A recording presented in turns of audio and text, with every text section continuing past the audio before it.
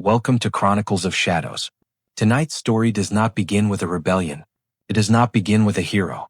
It begins with a man nobody wanted. In the year 1856, in the deep backwaters of the American South, there lived an enslaved man so unwanted that slave traders refused to take him even for free. A man whose face made buyers turn away in disgust. A man his owner called a mistake that should have been buried at birth.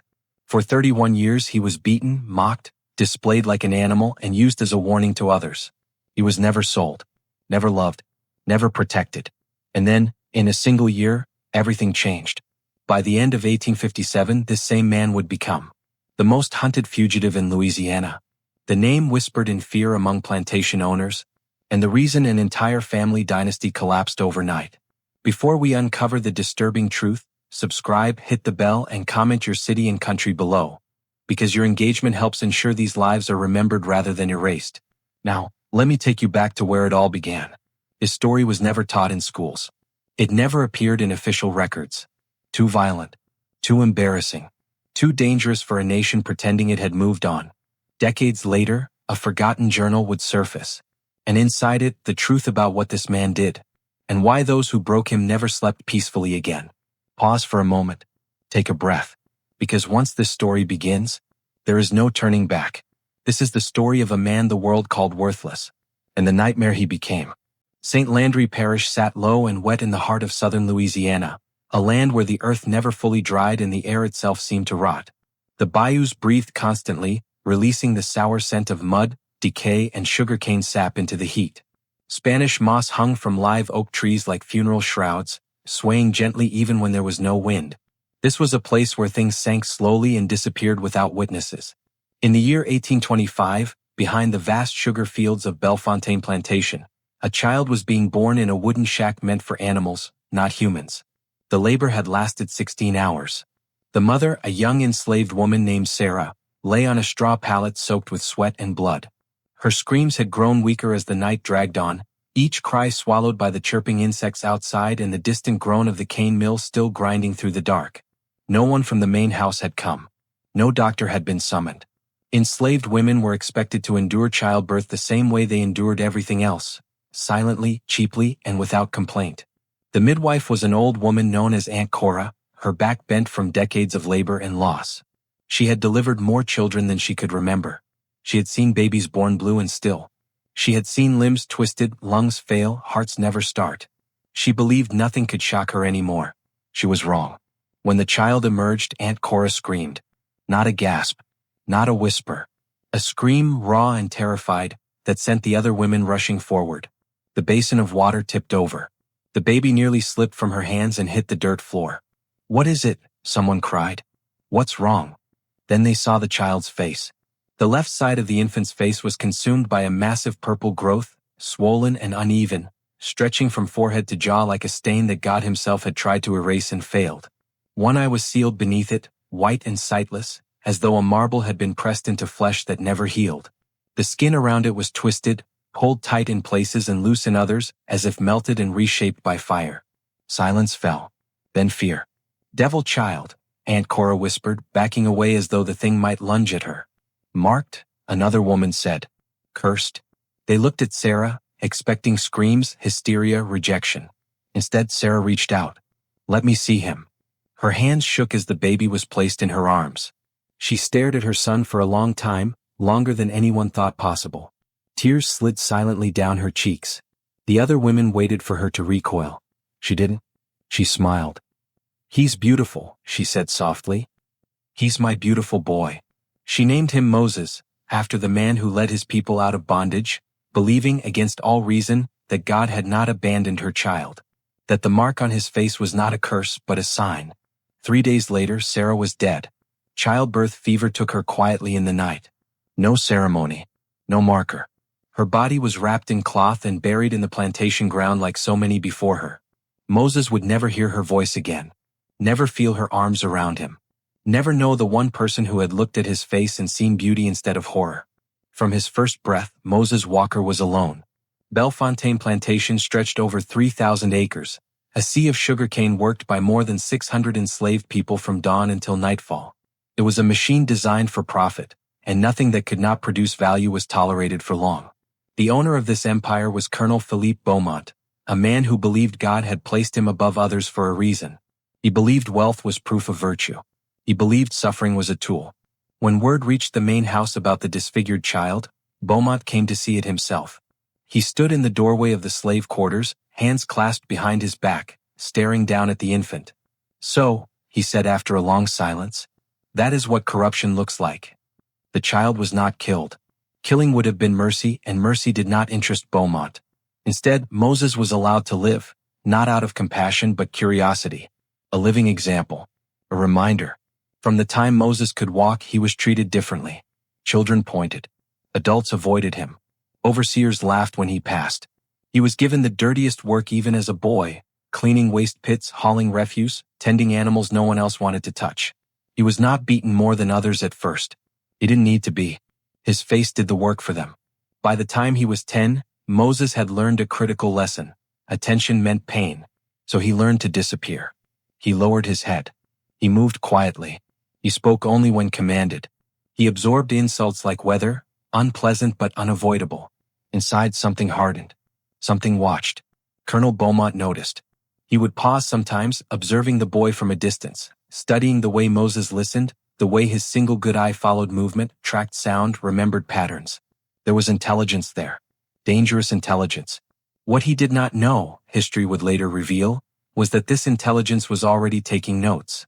By the age of 12, Moses would be placed on an auction block for the first time. And no one would bid. But that humiliation, though Moses did not yet understand it, was not the end of his suffering. It was the beginning of his transformation. And none of them knew what they were creating. The slave market in New Orleans smelled of sweat, tobacco, and desperation. Human beings stood shoulder to shoulder beneath wooden awnings, their bodies inspected like livestock, their worth reduced to muscle, teeth, and the absence of visible flaws. Strong backs sold first. Straight limbs fetched higher prices. Youth meant longevity, and longevity meant profit. Moses Walker had none of that value. At 12 years old, he stood on the auction block barefoot, his hands bound loosely in front of him, a placard hanging from his neck with his age and origin scratched in chalk. The auctioneer cleared his throat and began his pitch, listing Moses's height, strength, and ability to work long hours in the fields. Then the crowd saw his face. The murmuring stopped. A woman gasped. A man laughed. Someone in the back spat on the ground. "What in God's name is that? Looks like rot. Bad luck. You bring that thing onto your land, crops will die." The auctioneer faltered, tried to recover. "A strong boy," he said quickly. "Able-bodied. Don't let appearances." "No," a planter interrupted. "I wouldn't take him if you paid me." 4 hours passed. The sun climbed. Sweat rolled down Moses's back.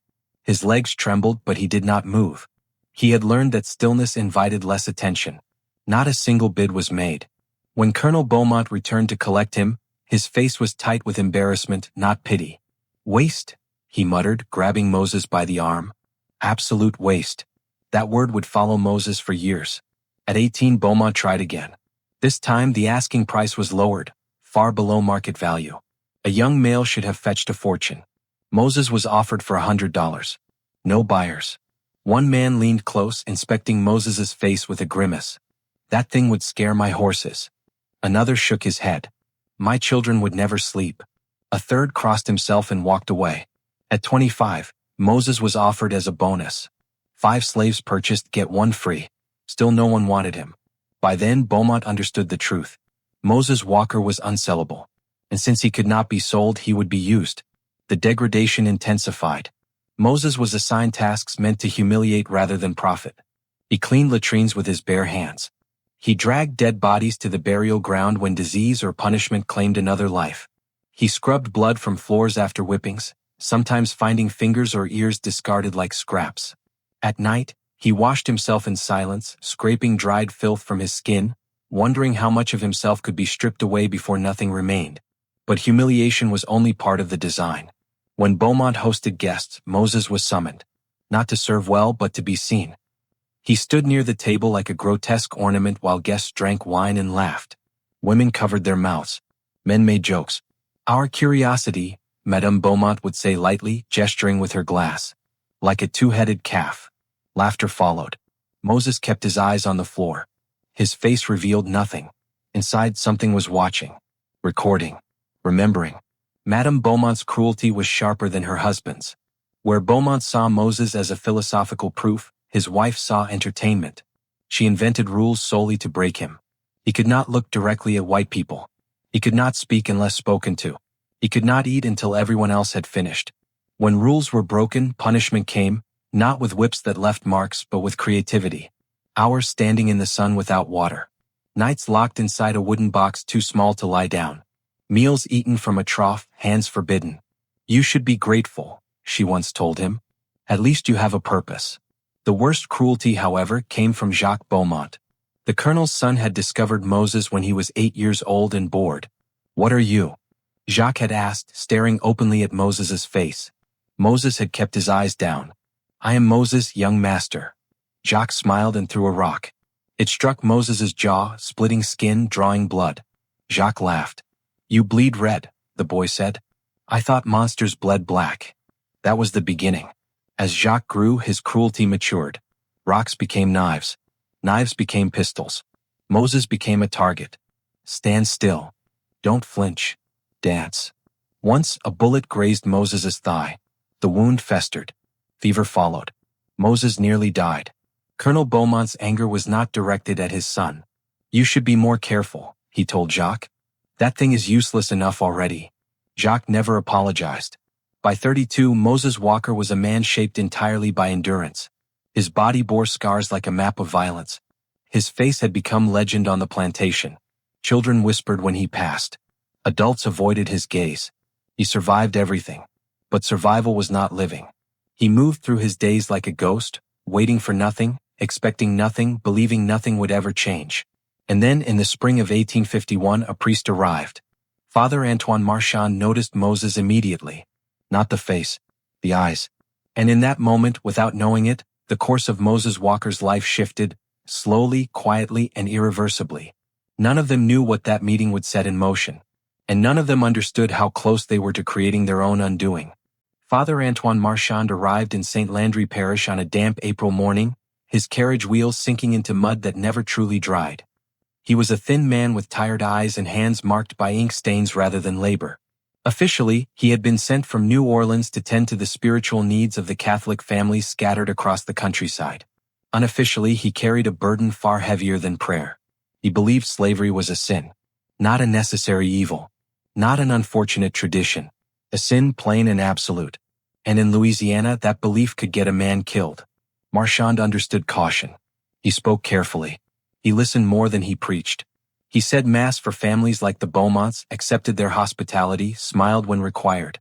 But behind that measured exterior was a man quietly mapping routes, memorizing faces, and building a network meant to move people out of bondage and into freedom.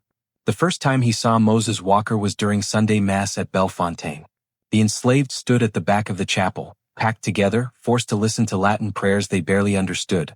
Marchand's eyes drifted as he spoke the words he had recited 1,000 times before. Then he saw Moses. Others saw a disfigured face. Marchand saw something else. The man was listening. Not with resignation. Not with dull obedience. His posture was still, but his single good eye tracked the room, the sound, the rhythm of speech. He absorbed it, measured it, as if the words mattered. After the service, Marchand asked Colonel Beaumont for assistance carrying books to his carriage. The request was harmless. Beaumont waved a hand dismissively. "Take the monster," he said. "He's good for lifting." As they walked, silence stretched between them. Moses carried the books carefully, his head lowered as always. "Can you read?" Marchand asked quietly. The question hit Moses like a blow. Teaching an enslaved person to read was illegal, dangerous, punishable. The wrong answer could mean death. "No, Father," Moses said after a long pause. "I cannot read." Marchand nodded as if satisfied. They reached the carriage. "Would you like to learn?" Moses's heart pounded so loudly he was certain the priest could hear it. For 30 years he had trained himself not to want. Wanting led to disappointment. Wanting led to pain. "Yes," he said. "I would." That night marked the beginning of a second life. One lived in shadows. They met in an abandoned cabin at the edge of the swamp, a place avoided by others because of snakes and mosquitoes and superstition. A single candle burned between them. They began with letters. Moses traced them in the dirt, then on paper, his fingers trembling as meaning took shape. Words became sentences. Sentences became doors. Within months, Moses read fluently. Marchand was stunned. He brought books disguised as religious texts. The Bible, then history, philosophy, law. Moses devoured them all. He memorized statutes governing slavery. He studied revolutions.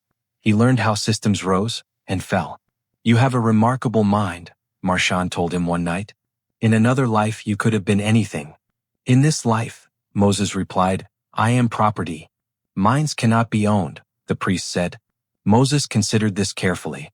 "Then my mind is the only free thing I have." "For now," Marchand replied. Over time their conversation shifted. Marchand spoke of routes north, of safe houses, of Canada. Moses listened, but he asked different questions. How does power protect itself? How do men like Beaumont fall? What destroys reputations faster than violence? Marchand realized, slowly, uneasily, that he was not merely teaching. He was equipping. In the fall of 1854, a woman named Delilah arrived at Bellefontaine. She was tall, strong, and carried grief like a second spine. Her husband had been sold. Her child taken. Something inside her had broken and refused to heal. The first time she saw Moses, she did not look away. She met his gaze. Then she nodded and continued walking. That small kindness shattered something Moses had spent decades fortifying. They spoke cautiously at first, then honestly. He told her everything. She did not flinch. "Tell me," she said. And he did. They did not call it love. Love was dangerous. But they found each other in stolen moments, quiet understanding, shared pain. In January of 1857, Delilah told Moses she was pregnant. Fear replaced hope instantly. The child would belong to Beaumont. Moses held her and understood, with terrifying clarity, that waiting for death was no longer enough. "We are leaving," he said. "But they will hunt us," she whispered. "Your face. Let me worry about my face." He had been preparing for years without knowing it. The escape would be in October, during Madame Beaumont's birthday celebration, when distraction would be at its peak. What Moses did not tell Delilah, not yet, was that escape was only part of the plan. The other part had been forming for decades, and it would leave Louisiana trembling. By the spring of 1857, Moses Walker lived two lives at once. By day, he was exactly what the Beaumonts believed him to be: silent, obedient, grotesque, and harmless. He cleaned what others would not touch. He bowed when ordered.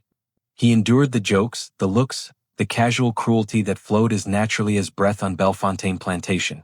By night, he became something else entirely. In the darkness of his cabin, or in the abandoned shack by the swamp where Father Marchand still came when it was safe, Moses planned. He planned with the patience of a man who had waited his entire life. The escape was only the beginning. Moses understood something that desperation blinded others to: running did not end power. As long as the Beaumonts lived with wealth, influence, and pride intact, they would never stop hunting. They would spend fortunes.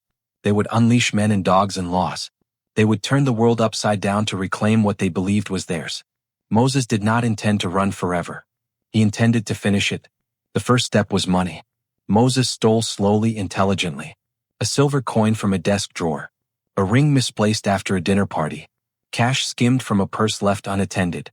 Never enough to be noticed. Never enough to raise suspicion. By October, he had accumulated nearly $200, a fortune for an enslaved man, enough to bribe by silence and move freely when the time came. The second step was knowledge. He memorized Bellefontaine the way soldiers memorized battlefields. Guards' rotations. Overseers' habits. Which doors creaked. Which windows stuck. Which horses spooked easily. Which men drank too much and slept too deeply. He watched Colonel Beaumont open his safe. Once, twice, 3 times. He never stared. Never lingered. He listened. He counted. The third step was leverage. Moses knew that fire destroyed buildings, but paper destroyed men. Over months, he gathered documents from Beaumont's study. Letters, contracts, receipts. Some he copied by hand late at night, his script careful and precise. Others he hid away. They told a story Beaumont never intended anyone else to read: illegal dealings, bribed officials, and a conspiracy whispered among powerful men to silence a state legislator who had dared suggest reform. If Moses died, those documents would still surface. The fourth step was weapons. He had no guns, no knives, but he had scrap metal, stone, and time. He fashioned blades small enough to hide. Smoke devices crude but effective. Tools meant not for battle, but for confusion. And finally there was Jacques Beaumont, the son, the tormentor, the boy who had grown into a man without restraint or mercy. Moses did not speak Jacques' name aloud. He did not need to. The memory lived constantly behind his eye: rocks, knives, bullets, laughter. October 17, 1857, arrived cool and clear. Madame Beaumont's birthday. The plantation transformed into chaos. Carriages arrived. Music played. Champagne flowed. Servants rushed. Guests laughed beneath chandeliers that glittered like frozen stars. No one noticed Moses slipping through the mansion. He moved with certainty. First, the study. The drawer opened easily. Documents disappeared into his shirt. The safe opened with a soft click. August 23, 47. Beaumont's mother's birth date. Jewelry. Letters more damning than Moses had hoped for. Next, the wine cellar. He did not touch the bottles. Instead, he opened barrels. Let the liquor spill across stone floors. Invisible fumes crept outward. Then the stables. Ropes cut. Doors opened. Horses shifted uneasily, sensing change. Finally, the second floor. Jacques' room. The young man lay sprawled on the bed, drunk, helpless, snoring softly. Moses stood over him for a long moment, watching the rise and fall of his chest. He felt nothing. No rage. No pleasure. Only completion. The pillow did the work quickly. When Moses left the room, Jacques Beaumont was dead, and the future of Bellefontaine was already collapsing. The last act was fire. A candle placed carefully. Kindling stacked. Flour sacks waiting. Moses left Bellefontaine before 10 o'clock. Behind him, music played. Ahead of him, Delilah waited in the swamp, one hand on her stomach, the other trembling. The fire began after 11. By midnight, the mansion was half ash. By morning, Moses Walker was gone. And by the next day, Colonel Beaumont realized the truth. This had not been an accident. This had been war. A bounty of $10,000 was posted, larger than any before it. Posters flooded Louisiana, each one describing a face that could not be hidden. Extremely dangerous, they read. They were right. But they did not yet understand how dangerous. Because Moses Walker was no longer running. He was hunting. And Louisiana had never seen anything like what was coming next. By dawn, the name Moses Walker was being spoken in voices that trembled. Colonel Beaumont stood amid the ruins of Bellefontaine, soot streaking his coat, his study reduced to charred beams and wet ash. The safe lay open. Papers were scattered like dead birds across the floor. The money was gone. The letters, those letters were gone. And Moses was gone. Find him, Beaumont said, his voice flat with a fury that had burned past shouting.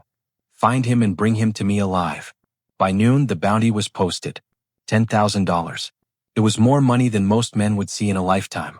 More than some plantations were worth. The posters went up in taverns, courthouses, docks, churches. They traveled by wagon and boat, carried by hands eager for blood and gold.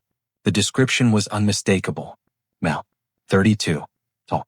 Face severely disfigured. Left eye blind and white. Impossible to mistake. Extremely dangerous. The bounty did what Beaumont intended. It drew predators. Slave catchers from Mississippi and Texas rode in with rifles polished and dogs straining at the leash. Local militias formed posses overnight. Men who had never hunted anything more dangerous than deer now fancied themselves heroes. They believed the hunt would be easy. They believed Moses could not hide. Moses understood the truth immediately. His face was a death sentence. So he vanished into the swamps. 4 days, he and Delilah moved through water and mud, guided by stars and memory. They slept in shifts, ate little, spoke less. When they reached a hidden bayou settlement, a place of free Creoles and people who lived beyond white law, Moses made a decision that terrified Delilah. I am going back, he said. She stared at him, disbelief turning to fear. Back. They will never stop, he replied. Not while they breathe. He left her hidden and returned alone. That was when Moses stopped being prey. The first trap was set along a narrow, dry path through the swamp. He left signs just obvious enough to follow. When the slave catchers arrived, 3 men, confident and careless, Moses waited. The third man died without a sound. The second died screaming. The first begged. Moses listened. Then he ended it. He stripped the body, took the clothes, the hat, the boots, the weapons, and then, with shaking hands and iron resolve, he did what survival demanded. He took the man's face. The mask was crude, horrifying, necessary. When Moses looked into the still water and saw a stranger staring back, a white man's face beneath a pulled low hat. He understood what he had become. Invisible. For 3 months, Louisiana whispered. Plantations burned. Crops failed. Horses vanished. Slaves escaped with impossible precision, guided by knowledge only someone intimate with the land could possess. The documents reached newspapers in New Orleans, then Baton Rouge, then Natchez. Colonel Beaumont's name became poison. By December he was arrested. By February he was convicted. 20 years. Madame Beaumont watched Bellefontaine crumble. Creditors descended. Fields lay fallow. Slaves fled. Fires followed. She sold the plantation in August of 1858. Moses watched from the shadows as she left in a rented carriage, her silk faded, her posture broken. But Moses was not finished. The prison chapel smelled of damp stone and regret. Colonel Beaumont entered expecting a lawyer. Instead, he saw a man in a wide-brimmed hat. When the hat was removed, Beaumont staggered back, his face draining of color. You. Yes, Moses said. Everything you lost, your home, your fortune, your son, came from me. Beaumont raged, threatened, promised revenge. Moses leaned close. You created me. He left Beaumont trembling in silence. Madame Beaumont lived out her days afraid of shadows. Colonel Beaumont died in prison. Moses returned to Delilah. They fled north. Canada welcomed them with cold air and freedom. Their daughter, Hope, was born free. Years later, when historians searched for Moses Walker, they found only a grave and a widow who still wept. The journals would surface decades later, and the truth would finally breathe. Moses Walker died knowing something no one could take from him. He had not been a monster. He had been a man. And he had won. Freedom did not arrive like a trumpet blast. It arrived like breath after near drowning, slow, burning, disbelieving. Moses and Delilah moved north the way hunted things learned to move, cautiously, quietly, always listening. They traveled by river skiffs that slid through fog before dawn, by wagons whose drivers asked no questions, by footpaths that vanished behind them as soon as they passed. The Underground Railroad was not a single road but a fragile promise held together by whispered names and half-remembered directions. Some doors opened. Others did not. When doors closed, they waited. When waiting became dangerous, they moved again. Delilah's body changed with each week. Her steps slowed. Her breath shortened.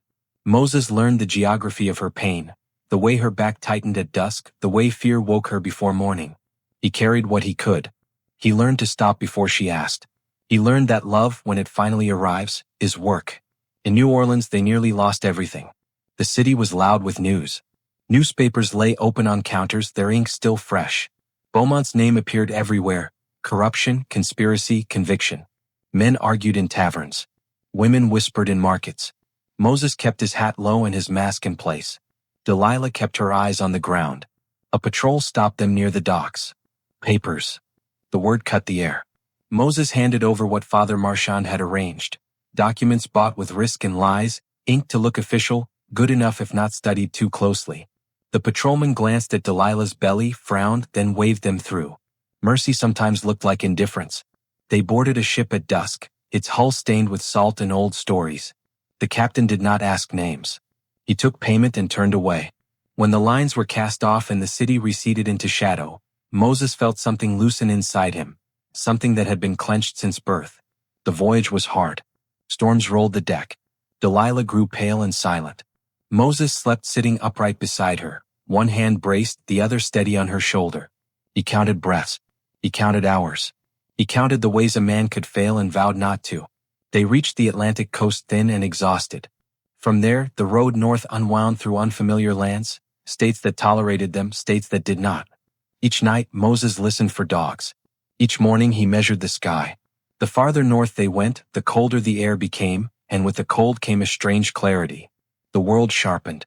Colors brightened. The future, once a rumor, began to feel like a place. They crossed into Canada in November of 1858. No fanfare. No guard. No line on the ground. Just a river, a step, and the knowledge that laws had shifted beneath their feet. Moses stood still for a long moment, breathing air that did not belong to anyone else.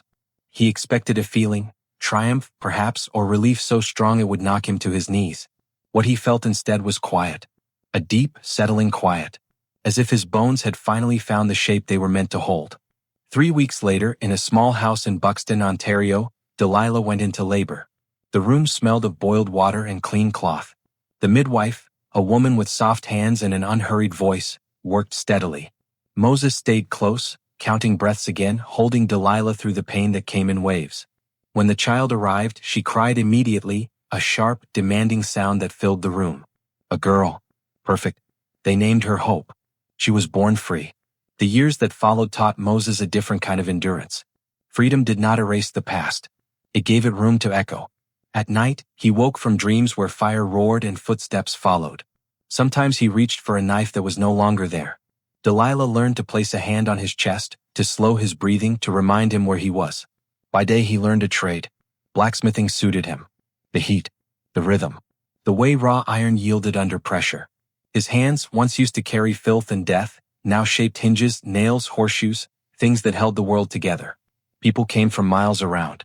They paid fairly. They said thank you. Delilah opened a bakery. The skills she had learned in the Beaumont kitchen, meant once to serve cruelty, now fed a community. Bread became connection. Laughter returned to her voice. Women gathered.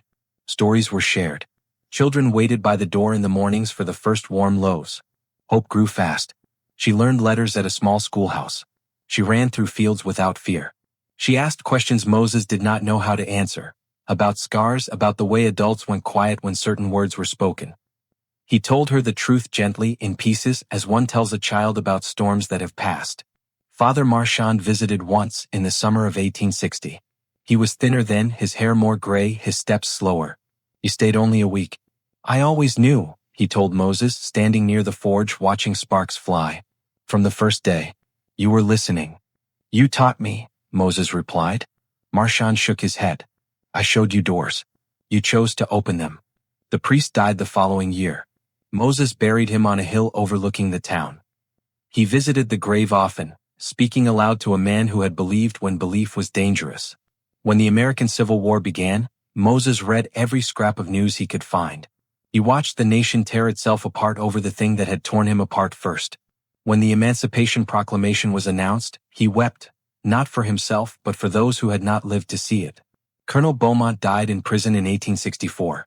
Madame Beaumont died alone years later, afraid of shadows. Moses felt no joy at either death. Only a closing. He lived to old age. He told his story so it would not be lost. He asked for one line on his grave. I was not a monster. I was a man. And long after the bayous forgot his footsteps, the truth remained, quiet, patient, waiting, just as Moses had learned to be.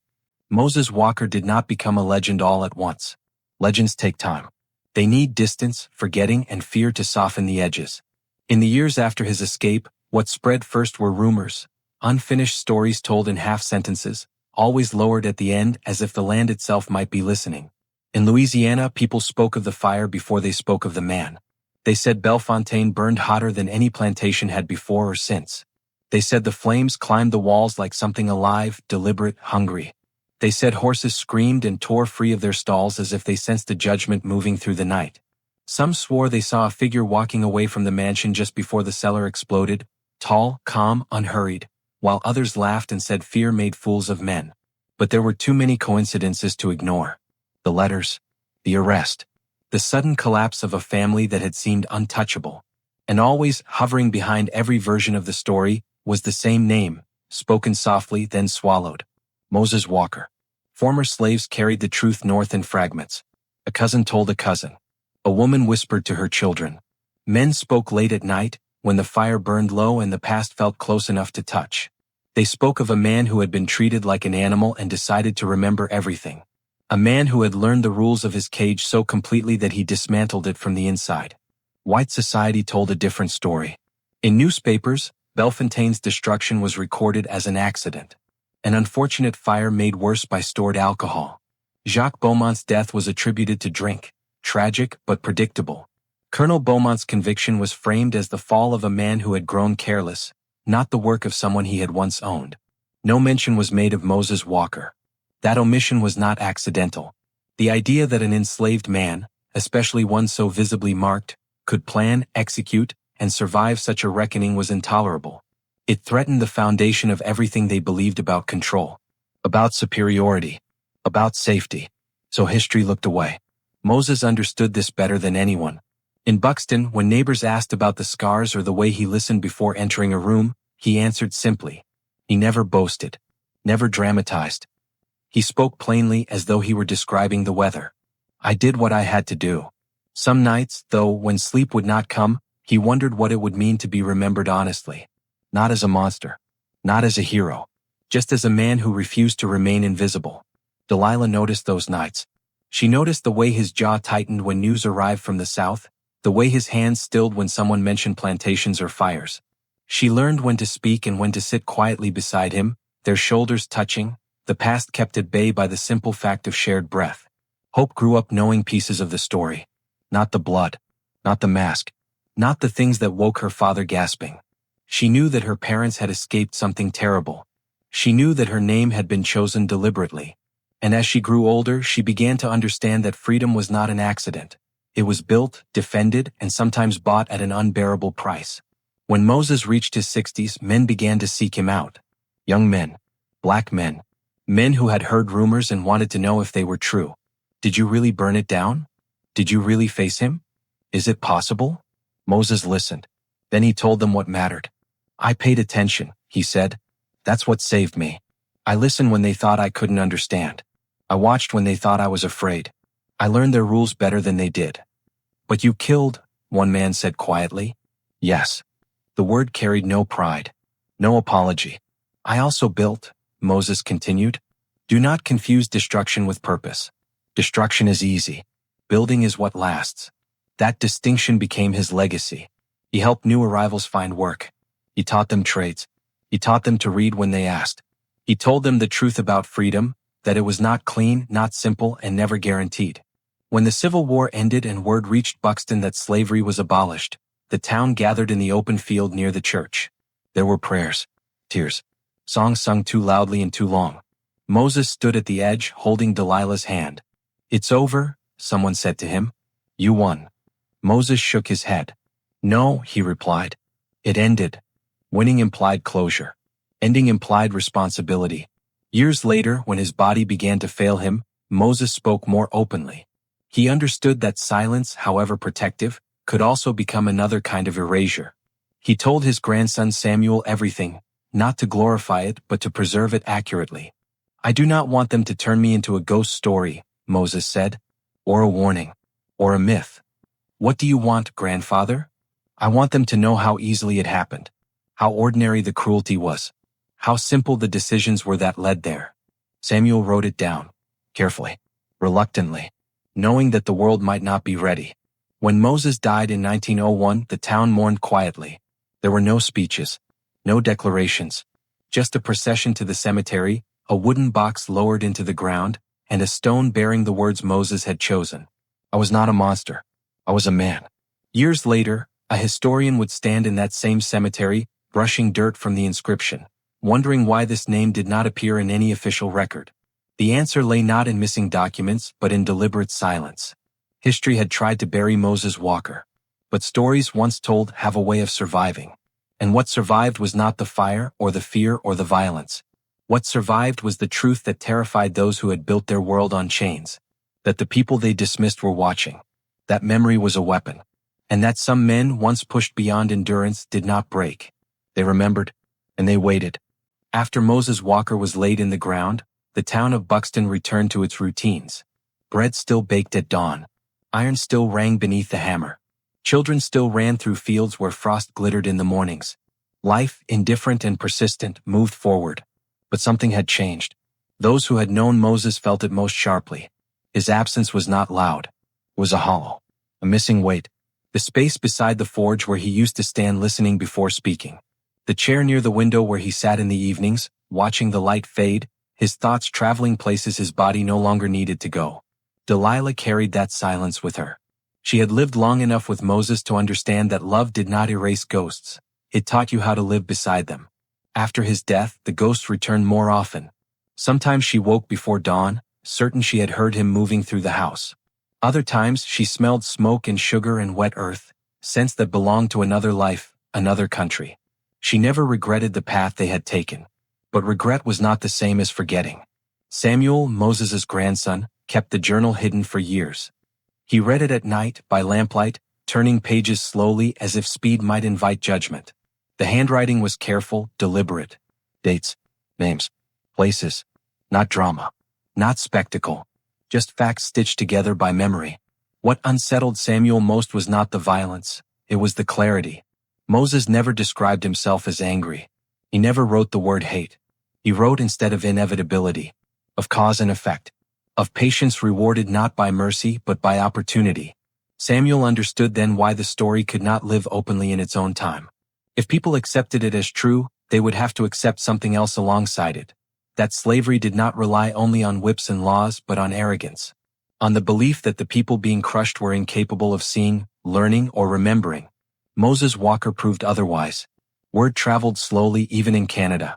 Former enslaved men and women passing through Buxton asked questions.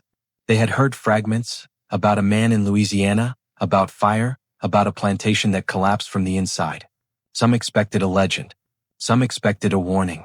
What they found instead was a town built by ordinary people who had survived extraordinary cruelty. "That was him," one man whispered once, looking at Moses's grave. "That's all?" Samuel nodded.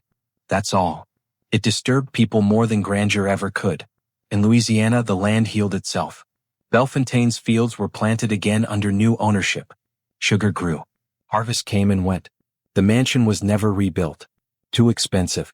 Too unlucky. People said the ground was wrong there. That fires behaved strangely. That horses refused to linger. Children dared each other to go near the old ruins at night. They came back pale, insisting they had heard footsteps where no one stood. Parents laughed it off. But no one bought the land. As decades passed, the Civil War became history, then memory, then argument. Names were carved into monuments. Stories were simplified. Heroes chosen. Villains softened. Moses Walker did not fit. He was inconvenient. He was not passive. He was not noble in the approved way. He did not wait for permission. So his story lived where inconvenient truths always lived, between people, not on paper. In kitchens. In churches after dark. In lullabies altered just enough to carry warning and hope at once. Delilah died in 1912, 10 years after Moses. She was buried beside him, her stone marked with fewer words. She saw him. That was enough. Hope grew old, surrounded by grandchildren who asked her questions she answered carefully. She did not glorify. She did not hide. She taught them that survival was not weakness and that kindness, when chosen freely, was power. When she died, the journal passed to Samuel's daughter. By then, the world was louder, faster, more willing to excavate what it had buried. In 1987, while researching obscure abolitionist networks, a young archivist found the journal misfiled in a university collection. No title, no catalog number, just pages. The archivist read until dawn. What followed was caution, verification. 3 years of checking dates, letters, land records, prison logs. Fires that matched reports. A trial that aligned. A plantation that disappeared at the right time for the wrong reasons. The historian understood the risk. Publish it, and the story would be sensationalized, stripped of nuance, turned into spectacle. Bury it again, and the silence would win. So he wrote it down carefully, privately, with notes meant for another time. That time came slowly. Long after everyone involved was safely beyond reach. Moses Walker's story did not emerge as a headline. It emerged as a question. What happens when the people you oppress do not forget? There was no clear answer. Only evidence. Evidence that systems built on cruelty are brittle. That power depends on ignorance as much as force. And that sometimes, the most dangerous man in the room is the one no one bothers to see. The bayous still whisper. Not because they remember Moses Walker, but because the land remembers what was done there, and what it cost. And because some stories, no matter how deeply buried, refuse to stay quiet forever. In the years after the journal's existence became known among scholars, arguments erupted in rooms Moses Walker would never have been allowed to enter. Professors debated credibility. Editors debated liability. Lawyers debated language. The story, they said, was too clean, too perfectly shaped by consequence. Real life, they insisted, was messier. But the archives disagreed. Land records showed Bellefontaine's sudden transfer. Prison logs confirmed Colonel Beaumont's conviction and death. Shipping manifests listed 2 passengers in late 1858 whose names did not exist anywhere else. Church registers in Buxton recorded a baptism for a child named Hope, born free. Piece by piece, the outline held. What disturbed historians most was not the violence. History was full of blood. What unsettled them was intent. Moses Walker had not acted in rage or frenzy. He had not erupted. He had calculated. He had understood the structure of the world that crushed him and applied pressure precisely where it would collapse. That was harder to explain away. One scholar wrote, anonymously, that Moses represented a failure of the slave system's most essential lie. Another crossed the sentence out and replaced it with something blunter. He proved they were never blind to us. We were blind to them. Among black communities in Canada and the northern United States, the story landed differently. There, Moses was not debated. He was understood. Elders nodded when his patience was described. Women recognized Delilah's choices. Men heard something familiar in the way Moses spoke of watching and waiting. He didn't snap, one man said quietly at a community meeting. He woke up. That distinction mattered. Violence that erupts can be dismissed as madness. Violence that arrives after decades of observation cannot. In Louisiana, descendants of the Beaumont family reacted with anger when the story surfaced in academic circles. Lawyers sent letters. Threats were implied. They claimed defamation. They claimed fabrication. They claimed the sins of the past were being exaggerated by modern sentiment. Then the letters stopped. No one wanted the documents examined too closely. Some legacies survive best in shadow. Tourists sometimes asked about Bellefontaine now, pointing at maps, searching for markers. There's nothing there, locals would say. Just land. But the land behaved strangely. Crops grew unevenly. Fires started without clear cause. Animals avoided certain patches. Whether coincidence or memory, no one could say. People stopped trying to build there. It was easier to leave it alone. Moses Walker's lesson was not written in stone. It passed from mouth to mouth, changing shape but keeping its spine intact. Do not confuse silence with ignorance. Do not mistake obedience for acceptance. And never believe that the people you degrade are not counting. Samuel, Moses's grandson, carried that lesson into his work as a lawyer. He defended men who were dismissed, women whose testimonies were doubted, families whose histories were ignored.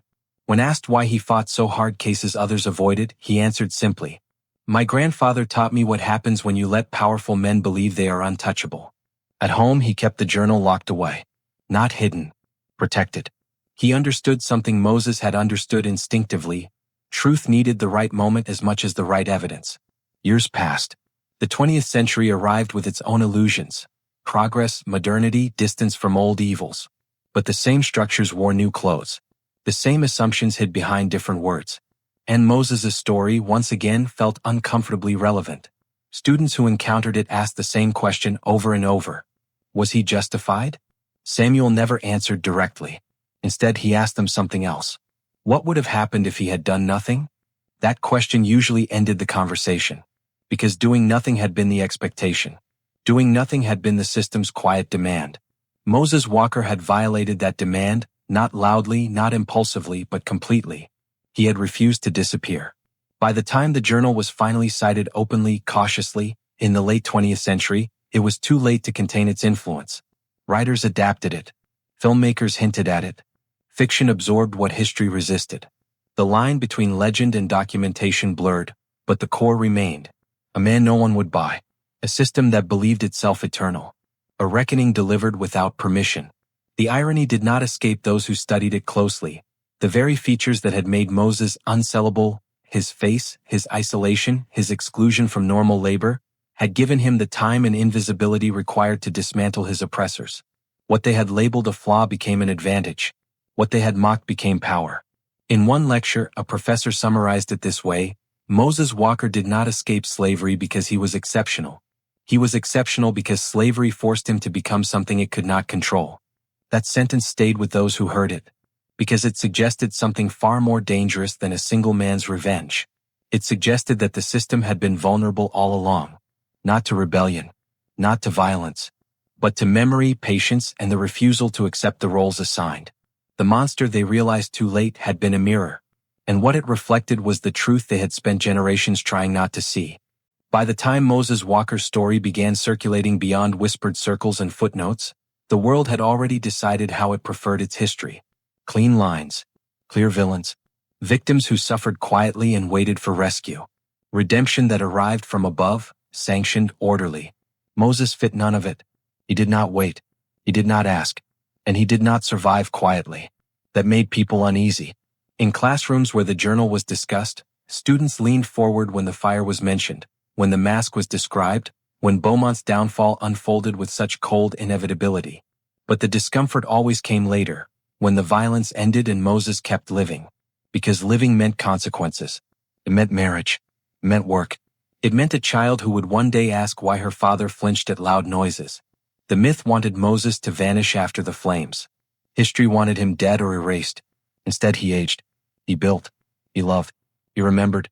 And that endurance, quiet, uncelebrated, was harder to reconcile than the fire. Delilah understood that better than anyone. She knew the cost Moses carried inside him, even when he smiled at hope or laughed with neighbors. She saw it in the way he scanned rooms before sitting down, in the way his hand hovered near a tool that could become a weapon if needed. She never asked him to lay those habits aside. She understood they had kept him alive. "What you survive doesn't leave," she told him once. "It just learns where to sit." When the nightmares came, she was there. When silence fell heavy, she filled it gently. Love, she learned, was not about healing wounds that could never fully close. It was about standing guard beside them. Hope grew old enough to notice the looks her father received from newcomers, curiosity mixed with something like awe. She asked once why people stared. "Because they don't know where to put me," Moses said. "Where do you belong?" she asked. He thought for a long moment. "Here," he said finally. "Because I chose it." Chose. That was the word Moses returned to again and again when he spoke to younger men. Not revenge. Not justice. Chose. He wanted them to understand that what had been stolen from him first was not dignity, but agency, the right to decide what his life would mean. The system had told him his meaning was fixed. He proved it was not. When Samuel pressed him late in life, gently, respectfully, about the killing, Moses did not evade. "I will not pretend it didn't change me," he said. "It did. You do not walk through fire without carrying smoke with you. Do you regret it?" Samuel asked. Moses considered the question the way he considered everything else, slowly, honestly. "I regret that the world was built so that it became necessary," he said. "I regret that it took suffering for them to listen. But regret is not the same as shame." That distinction became central to how the story was eventually told, by those who told it carefully. Not as instruction, not as glorification, but as evidence. Evidence that brutality does not erase intelligence. Evidence that dehumanization does not erase memory. Evidence that when a system depends on people believing they are powerless, it risks creating exactly the opposite. In Louisiana, time softened the edges but not the shape. The Beaumont name faded from prominence. Descendants changed spellings. Properties changed hands. The story, stripped of names, lingered anyway, about a plantation that fell apart too quickly, about a man who vanished and left ruin behind him. Old men still lowered their voices when the bayou grew quiet at dusk. "Don't laugh at the quiet ones," someone would say. "You don't know what they're carrying." That warning outlived the facts. Moses Walker never sought recognition. He did not write memoirs. He did not demand monuments. He wanted one thing only, that the truth exists somewhere beyond himself. That someone someday would know he had not been what they called him. When he chose the words for his grave, he chose them with care. "I was not a monster. I was a man. Not I was right. Not I was justified. Just human." The simplicity of it unsettled people more than any accusation could have. Because if Moses Walker was a man, then what had been done to him was not unfortunate, it was unforgivable. And if what he did in response was human too, then the comfortable distance between cruelty and consequence collapsed. That was the price of being seen. And it was a price the world resisted paying for a very long time. By the time the 20th century closed, Moses Walker's name had begun to appear in places it had never been welcome before. Not in bold print, not in headlines, but in footnotes, appendices, cautious lectures where professors paused before speaking his name, as if saying it too loudly might summon arguments they were not prepared to finish. The question always came, sometimes from students, sometimes from readers, sometimes from people who looked like Moses once had, measured, dismissed, underestimated. The question was never about what he did. It was about what it meant. Was Moses Walker an act of justice or an act of vengeance? Was he proof of moral failure, or proof that morality bends under pressure until it breaks? Was he an exception, or an inevitability? No consensus ever formed. And Moses, had he been alive to hear the debates, would not have cared. He had never acted to be understood. He had acted because understanding was a luxury denied to him for most of his life. Samuel encountered these questions constantly in his later years. Young lawyers asked him whether Moses's actions could be defended in a court of law. Historians asked whether the journal should be framed as testimony or as confession. Clergy asked whether forgiveness had any place in the story at all. Samuel answered none of them directly. Instead, he told them something his grandfather had said near the end. "They trained us to believe that suffering quietly was a virtue," Moses had told him. "That obedience was goodness. That endurance without resistance was proof of character." Samuel would let that sentence hang in the air. Then he would add, "My grandfather learned that endurance without memory only feeds the machine. That, more than the fire or the killings or the collapse of Bellefontaine, was what unsettled people most." Moses Walker remembered everything. He remembered the auction block where no one bid. He remembered the laughter at dinner tables. He remembered the sound of bullets snapping past his ears. He remembered the rules designed not to control behavior but to erase identity. And when the moment came, when Delilah's pregnancy turned survival into responsibility, he chose not to forget. That choice changed everything. In Buxton, long after Moses's death, older residents still spoke of him with a kind of careful respect. Not awe, not fear. Respect earned through consistency. "He never exaggerated," one man said. "Never tried to make himself bigger than he was." "He didn't want revenge stories," another added. "He wanted lessons." Those lessons were not comforting. They did not promise that suffering would be rewarded. They did not promise that justice would arrive in time. They did not promise survival. They promised only this, that paying attention mattered.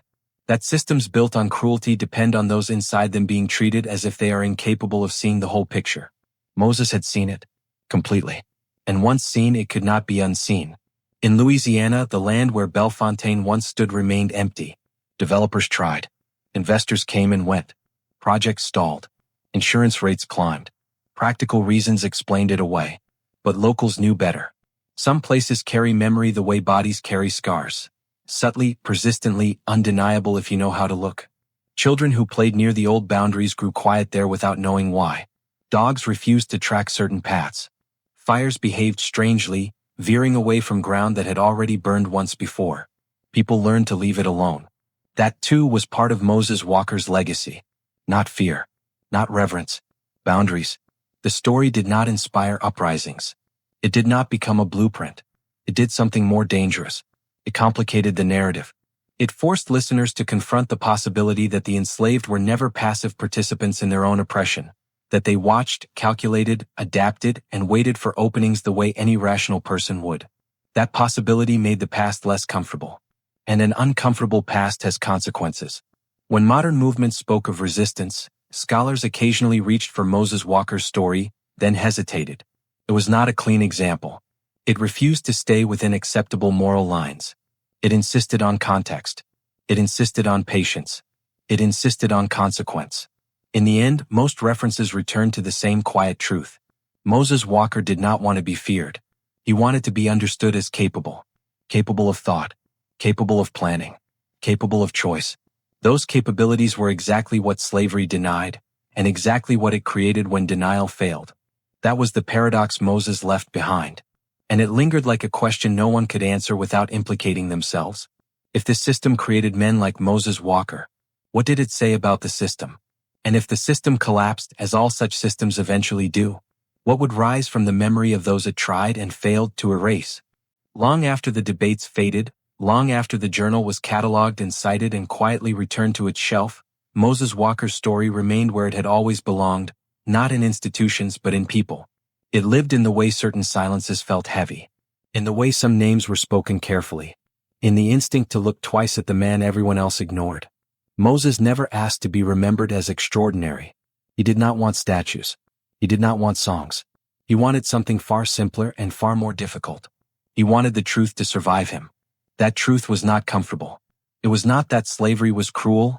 Everyone eventually admitted that. It was that slavery was fragile. It depended on the lie that those it crushed were incapable of seeing beyond the moment, that they could be reduced to labor and pain and fear without consequence. That memory could be beaten out of a person the same way obedience could be beaten in. Moses Walker proved that lie false. He proved that intelligence does not require permission, that patience can be sharper than rage, and that the people treated as disposable are often the ones who understand the system most clearly. What he did was not inevitable, but neither was it unthinkable. It emerged from choices made over decades, choices by men who believed power insulated them from consequence, and by one man who learned that power depends on being unchallenged more than it depends on being strong. Moses challenged it. Not loudly, not immediately, but completely. He lived long enough to see slavery abolished, long enough to hold grandchildren who would never know chains, long enough to understand that his life, with all its darkness, had bent towards something better. When he died, there were no speeches about justice, no proclamations of victory, just a stone in the ground and a sentence chosen with care. I was not a monster. I was a man. That sentence still asks something of us. It asks us to look past the easy categories, hero, villain, victim, and sit with the reality that human beings do not fit neatly into the role systems assign them. It asks us to confront how often cruelty hides behind tradition, how often violence hides behind respectability, how often silence is mistaken for ignorance. And it asks a final, uncomfortable question. How many stories like this were never written down? How many men and women watched, learned, planned, and never found the opening Moses did? Those voices do not shout from history books. They wait. And the way we choose to listen now determines whether they remain buried or finally heard. If this story made you pause, if it made you uncomfortable, if it made you rethink what you thought you knew about power, memory, and resistance, then it has done what Moses Walker wanted it to do. Tell me what you think. Was Moses Walker justified, or was he the inevitable product of a system that left no other path? Leave your thoughts in the comments below. Subscribe to the channel for more dark historical stories that live in the space between truth and silence. Hit the notification bell so you never miss a story like this. And share this episode with someone who believes history is finished speaking. These stories were buried for a reason. These voices were silenced on purpose. Remembering them is not nostalgia. It is responsibility. See you in the next story.